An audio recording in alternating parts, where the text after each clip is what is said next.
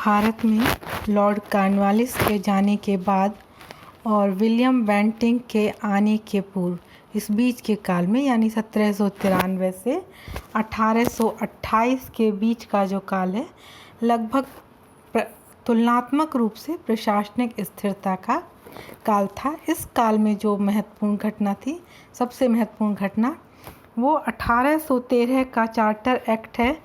इस charter act के द्वारा कंपनी को 20 वर्ष के लिए भारत में व्यापार करने की आज्ञा प्रदान की गई थी। कंपनी का व्यापारिक एकाधिकार समाप्त कर दिया गया था और बोर्ड ऑफ कंट्रोल की शक्तियों में वृद्धि कर दी गई। कंपनी की अंतिम सत्ता ब्रिटिश ताज के पास रखी गई, किंतु भारतीय प्रदेशों के राजस्व का प्रबंध कंपनी के पास ही रखा गया। कलकत्ता में एक बिशप और उसके अधीन 3 पादरी नियुक्त किए गए, जिन्हें ईसाई धर्म का प्रचार करने की स्वतंत्रता थी। कंपनी को भारत में शिक्षा के प्रसार के लिए 1 लाख रुपए अलग से देने होंगे, यह इस एक्ट में व्यवस्था की गई। हालांकि कुछ समय तक कंपनी ने इस धन को खर्च करने की कोई व्यवस्था नहीं की थी। इसके पश्चात हम देखते हैं कि शिक्षा के क्षेत्र में कुछ विकास हुआ था, जैसे कि वॉरेन हेस्टिंग्स के समय मुसलमानों को कंपनी की सेवा के लिए प्रशिक्षण देने के लिए कलकत्ता में एक मदरसा स्थापित किया गया था।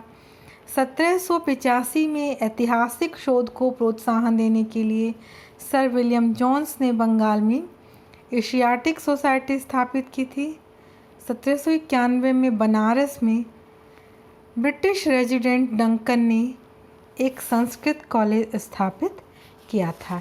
लेकिन सुधारों में महत्वपूर्ण जो तीव्रता है, प्रगति आई, वो आई विलियम बेंटिंक के समय में। विलियम बेंटिंक 1828 में गवर्नर जनरल बनकर आया। वह उदारवादी दृष्टिकोण से प्रभावित था। अपने इस उदारवादी दृष्टिकोण से प्रभावित होने के कारण उसने भारतीय प्रशासन में, समाज में बहुत कुछ सुधार किए और उसके काल से ही भारत में पश्चिमीकरण की प्रक्रिया प्रारंभ हुई।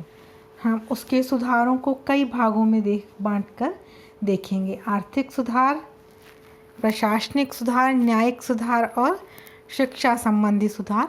उसके सामाजिक सुधारों को हम दूसरे भागों में देखेंगे। जिस समय बेंटिंक भारत में आया, कार्यभार ग्रहण किया, उस समय कंपनी की आर्थिक नींव कमज़ोर हो चुकी थी। इसलिए उसने सर्वप्रथम कंपनी की आर्थिक स्थिति सुदृढ़ करने की ओर ध्यान दिया और इसके लिए उसने कई कदम उठाए। सबसे पहला जो कदम उठाया वो था सैनिक भत्ते को घटाना। सैनिकों को भत्ता एक निश्चित धनराशि थी जो उनके पद के आधार पर वेतन के अलावा दी जाती थी। प्रारंभ में यह भत्ता युद्ध में भाग लेने पर ही मिलता था, लेकिन अब तो युद्ध अथवा शांति किसी भी स्थिति में भत्ता प्राप्त करना एक प्रकार से अधिकार हो गया। बेंटिंक ने एक आदेश जारी किया जिसमें कहा गया कि कलकत्ता के 400 मील के भीतर रहने वाले सैनिकों को केवल आधा भत्ता दिया जाएगा। इस आदेश का कड़ा विरोध हुआ, लेकिन बेंटिंक अपने निर्णय पर डटा रहा। इससे कंपनी को प्रतिवर्ष 2 लाख रुपए की बचत होने लगी। आर्थिक क्षेत्र में उसका अगला कदम था अफीम के व्यापार में सुधार। इस समय कंपनी यानी 1828 में बंगाल और बिहार में जो अफीम उत्पादित होती थी उस पर कंपनी का केवल अधिकार था और कंपनी इस अफीम को चीन और पूर्वी टापुओं में भेजकर भारी मुनाफा कमा रही थी। किंतु मालवा में उत्पादित अफीम से कंपनी को कोई लाभ नहीं हो रहा था, क्योंकि बम्बई में अफीम के आयात पर प्रतिबंध था। तो यह अफीम जो है कराची के रास्ते दमन और दीव पहुंच जाती थी और वहां से पुर्तगाली इसे भेजकर पूर्वी टापुओं में बेचकर काफ़ी मुनाफा कमाते थे। बेंटिंक ने इस अफीम को मालवा से सीधे बम्बई लाने की आज्ञा दी। अफीम के व्यापार के लिए लाइसेंस लेना अनिवार्य कर दिया। इससे कंपनी को काफ़ी आय होने लगी। एक तो बम्बई बंदरगाह को सीमा शुल्क प्राप्त होने लगा, दूसरा अफीम के व्यापार के लाइसेंस से भी कंपनी को काफ़ी आय होने लगी। पहले जहां कंपनी को 1,66,000 रुपये प्राप्त होते थे, अब कंपनी को 22 लाख रुपये प्रतिवर्ष प्राप्त होने लगे। आर्थिक क्षेत्र में ही उसका अगला महत्वपूर्ण कदम था कर मुक्त भूमि का अपहरण। भारत में एक परंपरा रही है कि शासक जो है धार्मिक स्थानों के लिए भूमि दान में देता था। ऐसी भूमि कर मुक्त होती थी, उसे माफ़ी भूमि कहा जाता था। यह परंपरा मुस्लिम शासकों के काल में भी चलती रही। जिस समय कंपनी ने बंगाल में दीवानी का अधिकार ग्रहण किया, ऐसी कर मुक्त भूमि को स्वीकार किया था, कुछ समय बाद पता चला कि बहुत सी भूमि पर जबरन कब्जा करके उसे माफ़ी की भूमि बताया जा रहा था। अतः 1793 में तथा 1801 में नियम पारित कर कलेक्टरों को ऐसी भूमि की जांच करने का अधिकार दिया गया। यदि कोई अपनी कर मुक्त भूमि के बारे में प्रमाण न दे सके तो उसे जब्त करने का भी आदेश दिया गया। अतः बेंटिंक ने 1828 में एक विशेष नियम पारित किया, जिसमें कलेक्टरों को इस कार्य को गंभीर रूप से संपन्न करने का आदेश दिया। बेंटिंक ने इसके लिए विशेष कमिश्नरों की नियुक्ति की, जो कलेक्टर के निर्णयों के विरुद्ध अपील सुनते थे। जिन मालिकों ने यह तर्क दिया कि भूमि अत्यंत प्राचीन समय में अनुदान में दी गई थी और उनके पास अब दस्तावेज नहीं है, तो इस तरह के तर्कों को स्वीकार नहीं किया गया और उनकी अधिकांश भूमि जब्त कर ली गई। इस कार्यवाही से बहुत असंतोष फैला और यह 1857 के विप्लव में यह असंतोष एक महत्वपूर्ण कारक बन गया। भू राजस्व संबंधी समस्या को भी उसने सुलझाने का प्रयास किया, जिसे कि हम भू राजस्व के से संबंधित जो अध्याय है उसमें देखेंगे। आर्थिक क्षेत्र के बाद हम देखते हैं कि उसने प्रशासनिक क्षेत्र में क्या सुधार किए थे।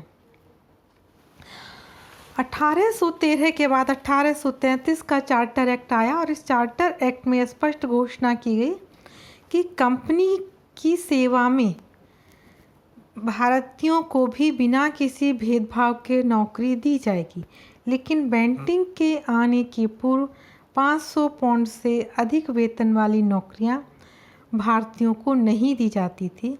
केवल यूरोपियों को ही अधिक वेतन वाली नौकरियां दी जाती थी। इससे कंपनी पर भारी बोझ बढ़ रहा था। दूसरी ओर भारतीयों में अंग्रेजी शिक्षा का प्रसार होने से भारतीयों में असंतोष भी उत्पन्न हो रहा था। अतः बेंटिंक ने भारतीयों को प्रशासन में नियुक्त करना प्रारंभ कर दिया। फलस्वरूप कंपनी के खर्च में कमी आ गई, भारतीय भी संतुष्ट होने लगे।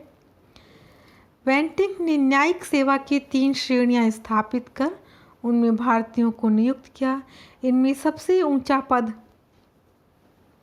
सदर अमीन का था, जिसका वेतन 750 रुपये मासिक था।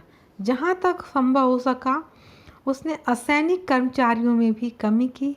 अनावश्यक कर्मचारियों की छंटनी करने से तथा प्रशासन में भारतीयों की नियुक्ति करने से कंपनी के वार्षिक व्यय में करीब 1.5 करोड़ रुपए की कमी हो गई। अगला उसका सुधार था न्याय प्रणाली में सुधार। कॉर्नवालिस ने जिस न्याय व्यवस्था की स्थापना की थी उसमें बहुत सारे दोष थे। अतः बेंटिंक ने उन दोषों को दूर करने की कोशिश की। बेंटिंक ने मजिस्ट्रेट्स को 2 वर्ष की कठोर कारावास की सज़ा देने का अधिकार दिया और उनके विरुद्ध अपील सिविल न्यायालय में करने की व्यवस्था की। कलेक्टरों को लगान संबंधी मामले निपटाने का अधिकार दिया। उनके विरुद्ध भी अपील सिविल न्यायालय में की जा सकती थी। जिला एवं सत्र न्यायालय में उसने जो है भारतीयों को सदर अमीन के पद पर नियुक्त किया, जो जिले में और शहरी न्यायालय के विरुद्ध अपीलें सुन सकते थे। सदर अमीन का पद किसी भी भारतीय को दिए जाने वाला सर्वोच्च पद था। किंतु कोई भी यूरोपियन अथवा अमेरिकन से संबंधित मुकदमे ये नहीं सुन सकते थे। 1832 में इलाहाबाद में सदर दीवानी अदालत और सदर निज़ामत अदालत स्थापित की गई और बंगाल में जूरी प्रणाली प्रारंभ की गई ताकि यूरोपियन जजों को सहायता देने के लिए जूरी के रूप में भारतीयों की मदद प्राप्त की जा सके।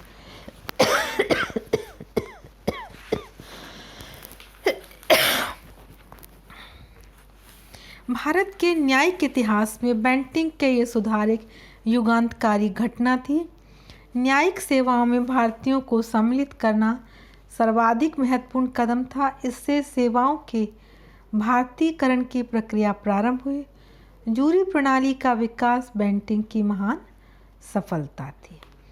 जो बहुत महत्वपूर्ण सुधार उसके समय में हुआ वो था शिक्षा संबंधी सुधार।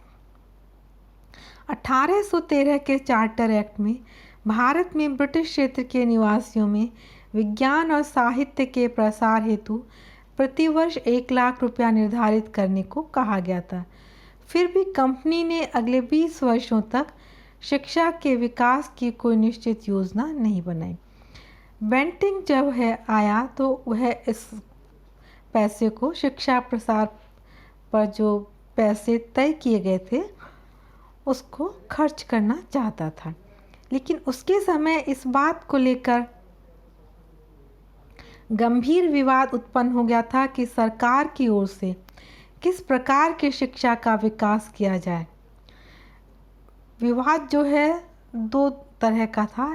एक विचारधारा के जनक थे H.H. विल्सन और दूसरे के थे सर चार्ल्स ट्रेवेलियन। विल्सन मानते थे कि भारत में प्राच्य शिक्षा प्रणाली अपनाई जाए। प्राचीन जो भाषाएं हैं हिंदी, संस्कृत, अरबी, फारसी और उर्दू, इनके माध्यम से शिक्षा दी जाए, जबकि ट्रेवेलियन मानता था कि भारत में पाश्चात्य शिक्षा प्रणाली का प्रसार किया जाए। प्राच्य शिक्षा के समर्थकों का यह कहना था कि प्राच्य लोगों के लिए प्राच्य शिक्षा ही उपयुक्त है। इन सभी तर्कों के पीछे उनका छिपा हुआ तर्क यह भी था कि भारतीय अंग्रेजी विचारों से अनभिज्ञ रहेंगे तो अंग्रेज़ों के प्रति नर्म रहेंगे। दूसरी ओर ट्रेवेलियन भारत में पाश्चात्य शिक्षा पर जोर दे रहा था। उसका कहना था कि 1813 के चार्टर एक्ट द्वारा निर्धारित राशि केवल पाश्चात्य शिक्षा के विकास पर ही खर्च की जा सकती है, अतः इसे अंग्रेजी शिक्षा और विज्ञान पर खर्च की जाए। बेंटिंक ने 1835 में मैकॉले को शिक्षा समिति का अध्यक्ष नियुक्त किया। मैकॉले ने पाश्चात्य शिक्षा प्रणाली पर जोर दिया, भारतीय धर्म और शिक्षा का उपहास उड़ाया। उसने एक ऐतिहासिक लेख लिखा जिसमें उसने स्पष्ट लिखा, हम एक ऐसा वर्ग बनाना चाहिए जो हमारे और शासितों के बीच वार्तालाप का माध्यम बन सके। रक्त और रंग से तो भारतीय हो, लेकिन बुद्धि और विचारों से भारतीय न हो। बेंटिंक मैकॉले के विचारों से प्रभावित था, अतः 7 मार्च 1835 को उसने अपनी काउंसिल से एक प्रस्ताव पारित करवाया जिसमें निर्धारित राशि अंग्रेजी साहित्य एवं विज्ञान पर खर्च करने को कहा गया। बेंटिंक ने आदेश जारी किया कि भारत में राजकीय भाषा अंग्रेजी होगी, न्याय का आधार अंग्रेजी भाषा होगी, अतः भारत में अंग्रेजी भाषा का ही प्रसार किया जाएगा। बेंटिंक के इस निर्णय के पश्चात भारत में अंग्रेजी शिक्षा का तेजी से प्रसार हुआ। 1835 में कलकत्ता में एक मेडिकल कॉलेज की नींव रखी गई। यद्यपि बेंटिंक ने स्पष्ट घोषणा की कि नई नीति के अंतर्गत भारतीय छात्रों के धार्मिक विचारों में किसी प्रकार का हस्तक्षेप नहीं किया जाएगा, फिर भी छात्रों को ईसाई धर्म और ईसाई विचारों की शिक्षा दी गई।